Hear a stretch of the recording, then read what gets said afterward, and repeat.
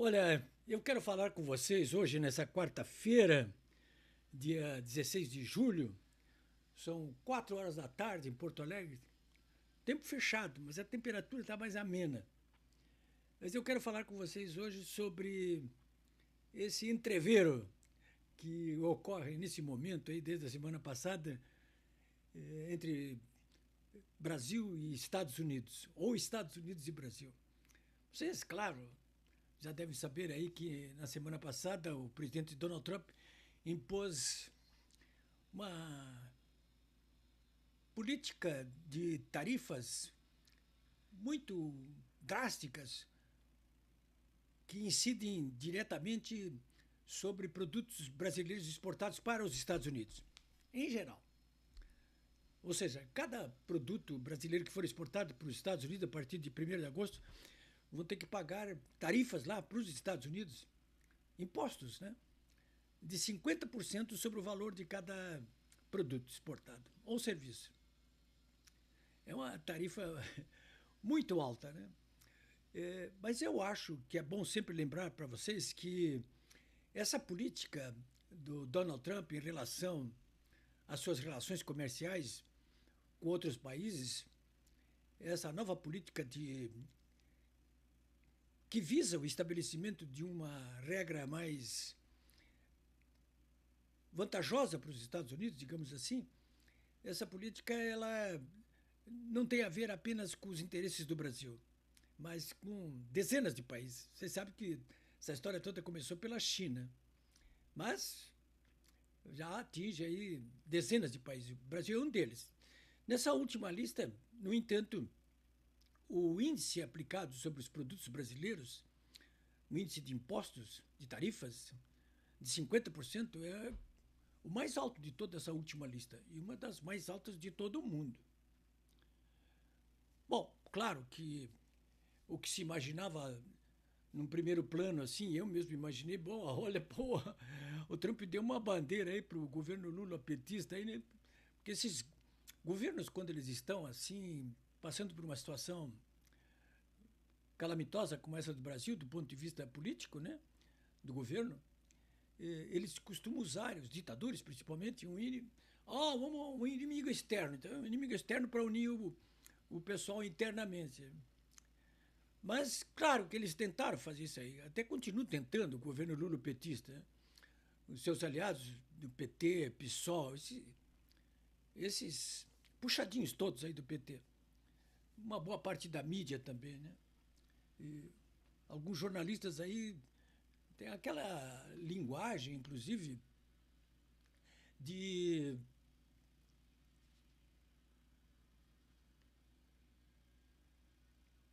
eu diria de cachorro vendido, né?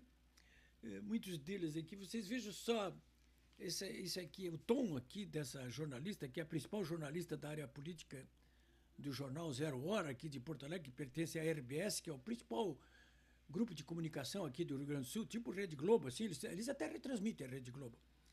Ela diz, olha, chantagem de Trump não intimidou a PGR, né? Ela está se referindo àquele amontoado de bobagens que a Procuradoria-Geral da República produziu ontem para pedir a prisão do Bolsonaro. Bom, a condenação dele, né? Bom, senhor, então a linguagem dessa Rosane Oliveira, de outros companheiros dela, jornalistas aí, dessa mídia alinhada com o lulopetismo, aí, aliás, com os cofres do lulopetismo, dos governos, é assim, é insultuosa, né? É chantagem, apátridas, traidores. É uma coisa inacreditável, né? A gente sabe que o último refúgio dos patriotas, né, o último refúgio dos canalhas é apelar para o patriotismo, né? Mas, de qualquer maneira, é o seguinte, eu tenho conversado muito nos últimos dias a respeito disso com pessoas que estudam essa questão, o que deveriam estudar essa questão. Muitos estudam, sim, mas alguns deveriam. Jornalistas experientes, economistas, empresários, políticos, né? Tenho lido muito também. Eu li toda a carta do Trump enviada ao Lula. É, tenho acompanhado todo o noticiário, os pronunciamentos, inclusive, de membros do governo americana, as entrevistas do Trump, né? Ontem, inclusive, na terça-feira, o Trump voltou a falar sobre a questão do Brasil, mas ele focou mais a questão do Bolsonaro. Eu já vou falar sobre isso aí. O governo do Lula da Silva, do PT, o governo brasileiro, ele inicialmente o Lula veio com bravatas, né? Com ironias. Claro que ele sabe o tamanho dessa conta, né? O Brasil simplesmente não tem condições de não sentar na mesa para negociar, tecnicamente, inclusive, ou não tecnicamente, mas tem que sentar na mesa. Não tem condições nenhuma, né, de reagir aí com patriotadas, né? Claro, então o Lula veio com a ironia de mas jabuticaba, né? Ele pensa que está falando com os vagabundos dele. Não vou me render ao Trump. Se enche de bravatas, né? Coisa assim de perfeito idiota latino-americano.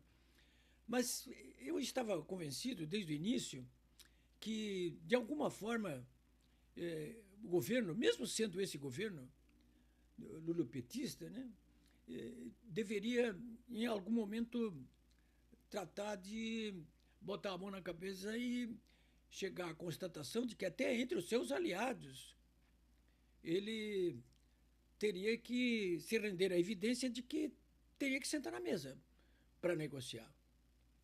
Essa aqui é a verdade dos fatos. E, desde o início, eu tenho percebido que ali, nesse governo lulopetista ali, o Lula, sem condições nenhuma de sentar na mesa com as autoridades americanas e conversar, pelo menos não nesse momento, né? Vocês sabem as razões, eu não vou me furtar aqui de citar todas essas razões. Mas, enfim, bom, se ele não tem essas condições, alguém deveria fazer isso aí, né? Muita gente se ensaiou, até o Tarcísio, governador de São Paulo, tentou um contato lá na Embaixada dos Estados Unidos. Muita gente se colocou à disposição aí. Mas a verdade é que, desde o início, eu cheguei a cantar essa pedra aqui. Digo, olha, isso aí vai cair nas mãos do Alckmin, né? Por que nas mãos do Alckmin? Porque o Alckmin é ministro do Desenvolvimento Econômico, em primeiro lugar, né? Ele é vice-presidente, mas ele é ministro do Desenvolvimento Econômico. E essa é uma questão econômica. E, além disso, o Alckmin, ele é um político experiente, né? E um administrador experiente. Foi governador de São Paulo por 2 vezes. É muito experiente. Mas eu não gosto do Alckmin. Não, eu não estou discutindo isso aqui, se você gosta ou não gosta do Alckmin. Mas o fato é que alguém, pelo lado brasileiro aqui, vai ter que sentar na mesa com os americanos e tratar de negociar aí. O Alckmin, o governo, teve o bom senso aí de fazer um primeiro encontro, inclusive, com empresários, com industriais na segunda-feira, inclusive do agro, hein? Quer dizer, esse governo demoniza o agro, mas sentou na mesa com o pessoal do agro, com os industriais, né? E o que eu vi ali? Disse, olha, não tem essa de querer retaliar não, viu? Vocês não vêm com essa de retaliar, não tem como retaliar, porque o Trump já disse, se retaliar, além dos 50% que eu já impus de tarifa, eu vou colocar em cima dos 50% a percentagem que vocês usarem na retaliação. Aí fica uma coisa impossível, né? Vocês imaginam, impossível isso aí. Não tem como resolver esse assunto aí. E o peso da balança comercial entre o Brasil e os Estados Unidos pode ser refletido pelo fato de que é o segundo maior parceiro do Brasil. E durante décadas foi o primeiro parceiro. Então não dá para perder isso aí. Além disso, o Brasil é superavitário nas suas contas comerciais, da sua balança comercial com os Estados Unidos. E aí, como é que fica isso aí? Então, claro, os empresários, os industriais, o pessoal, vamos sentar. Primeiro, vamos pedir o adiamento da imposição dessa tarifa do 1º de agosto. Aí. Pede para adiar. Vamos negociar e para adiar. Não vamos negociar de cara para baixar dos 50%, mas vamos pedir para adiar num primeiro momento. E durante o adiamento, a gente vai negociando aí. Vamos ter que ceder. E o governo parece que entendeu isso aí, o Alckmin, pelo menos. Não, o governo entendeu. Eu já vou ler uma carta aqui que o Alckmin mandou hoje para autoridades da área comercial do governo dos Estados Unidos, onde dá para perceber claramente que o governo entendeu isso aí. E que vai, apesar das bravatas que vem fazendo, apesar da dona Rosane de Oliveira achar que é chantagem, é chantagem, é chantagem. Bom, senhores, eu vou ler essa carta aqui porque eu acho que ela resume as coisas, como é que elas estão nesse momento agora, nessa quarta-feira aqui. Mas antes disso, eu quero chamar a atenção para vocês para um fato assim que me incomodou muito nos primeiros dias, porque eu não estava conseguindo entender direito por que razão o Donald Trump estava impondo tarifas extraordinárias sobre a importação de produtos brasileiros, se, se ele, na verdade, o Donald Trump, ele está importando menos dos Estados Unidos do Brasil do que exporta para o Brasil. Então, ora, se ele está ganhando nessas relações comerciais, se é já há 16 anos, né, que a balança é superavitária em favor dos Estados Unidos, não do Brasil, hein? Quer dizer, o Brasil importa mais dos Estados Unidos do que exporta. Então, a balança é superavitária em favor dos Estados Unidos. Então, olha, se eu estou ganhando mais, por que eu vou prejudicar quem está me vendendo menos ainda? Mais ainda, né? Bom, se eu estou ganhando, que história é essa? Para que essa sobre... Então, eu não estava conseguindo entender isso aí, conversei com muita gente, estudei, né? Mas é preciso revisar a carta do Trump endereçada ao Lula, que ele devolveu, inclusive, né? O que ele não coloca só essa questão ali da balança comercial. Essa é uma que eu diria para vocês de 3 questões principais que o Trump coloca ali. Quer dizer, uma delas é uma questão política, né? Eu diria que as questões são, primeiro, de ordem política, segundo, de ordem geopolítica e terceiro, de ordem, digamos aqui, em relação ao próprio Brasil, né? E ao governo do Lula da Silva. Bom, eu coloco dessa maneira, né? Se vocês me acompanharem no meu blog, polibiobraga.com.br, vão ver que eu passo o dia todinho trabalhando em cima desse conjunto, dessas 3 questões aí. Em relação ao caso político, eu não vejo o governo brasileiro, nem os seus aliados, colocarem com pragmatismo uma discussão clara sobre isso aí, né? Porque o que o Donald Trump coloca assim, olha, não tem conversa enquanto esse regime, ele fala em regime, hein? Ou seja, esse consórcio entre o Supremo Tribunal Federal e o governo Lula da Silva e seus aliados, enquanto eles continuarem com esse regime autoritário, né, que implica com as liberdades, principalmente a liberdade de expressão, que promove o que o Trump chama de uma caça às bruxas ao líder da oposição, no caso o Bolsonaro. Diz, olha, não vai ter conversa enquanto vocês não resolverem essa questão, entendeu? Porque vocês estão, inclusive, prejudicando os Estados Unidos, né? E aí é que entra lá, digamos, aquela terceira questão que eu coloquei vocês em relação ao Brasil, né? Não é só a geopolítica, mas é em relação ao Brasil. Porque é bom lembrar que está bem que a balança comercial é superavitária em favor de nós, dos Estados Unidos, diz o Trump, mas vocês estão aí prejudicando toda a nossa área da economia digital, né? Quando ele fala isso, ele está se referindo aí às os constantes prejuízos que o ministro Alexandre de Moraes tem imposto às grandes big techs dos Estados Unidos, né? Sobretudo com essa caça às bruxas, né? A censura que ele estabelece aí com o Rumble, com Trump Media, com a Meta, com o Facebook, com o Instagram, com o X, né? O recado foi para isso aí, né? E o Alexandre de Moraes, ele está na linha de tiro dos Estados Unidos. Ele vai ser proibido, ele e a família, de entrar nos Estados Unidos. E vai ter confiscado todos os seus bens lá.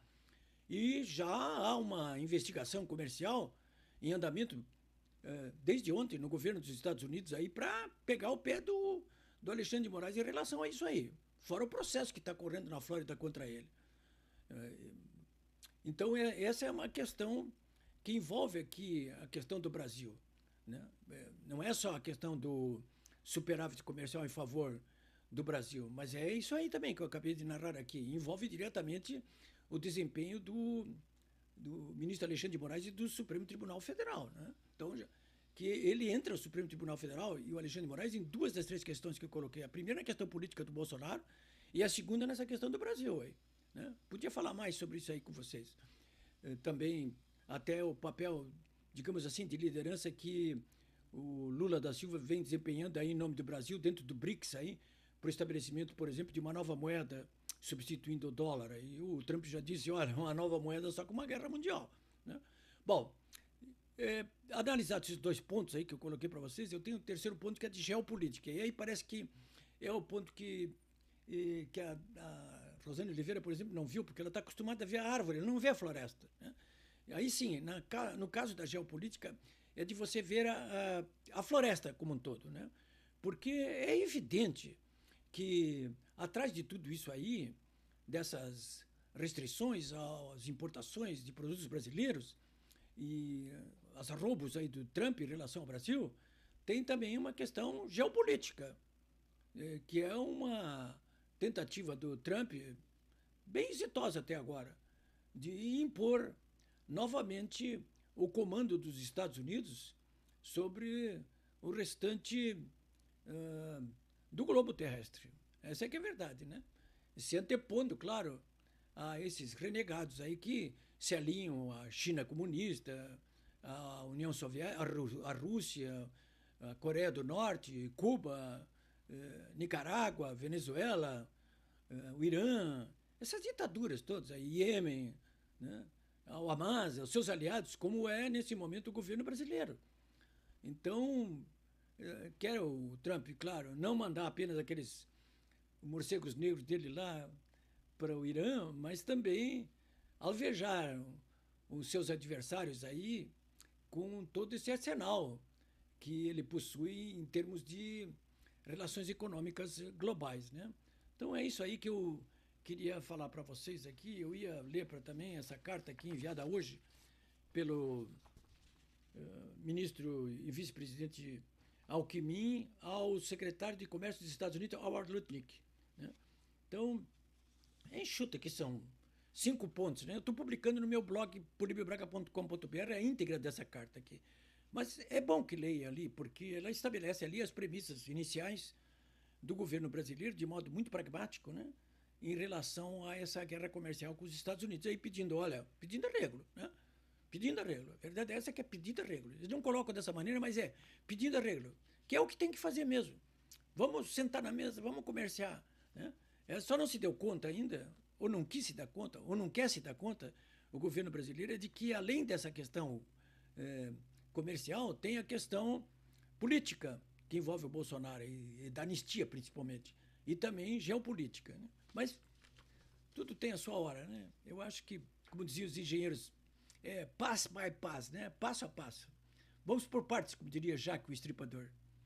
É isso aí, senhores.